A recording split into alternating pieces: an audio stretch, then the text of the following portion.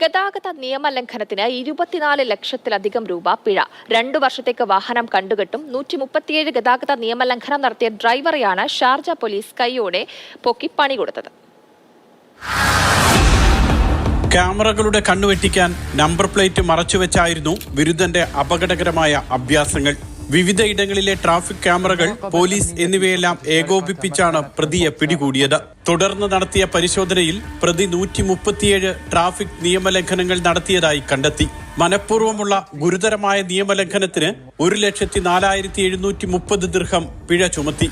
ഏതാണ്ട് 24,12,828 രൂപ. ശിക്ഷ ഇവിടെയും തീർന്നില്ല. 308 ട്രാഫിക് ബ്ലാക്ക് പോയിന്റും പോലീസ് ചുമത്തി. 24 ബ്ലാക്ക് പോയിന്റ് ലഭിച്ചാൽ ഡ്രൈവിംഗ് ലൈസൻസ് റദ്ദാക്കുന്നതാണ് രാജ്യത്തെ ഗതാഗത നിയമം. 764 ദിവസത്തേക്ക് വാഹനം കണ്ടുകെട്ടുകയും ചെയ്യും. രാജ്യത്ത് ഇത്ര വലിയ ഗതാഗത പിഴയും ശിക്ഷയും വിധിക്കുന്നത് അത്യപൂർവമാണ്. പൊതുജനങ്ങളുടെ സുരക്ഷയെ ബാധിക്കുന്ന ഗതാഗത നിയമലംഘനം ആര് നടത്തിയാലും കടുത്ത ശിക്ഷയായിരിക്കും ഫലമെന്ന് Sharjah police traffic and petrols department deputy director colonel Omar Muhammad ബൊക്കാനം പറഞ്ഞു. Mathrubhumi news, Sharjah.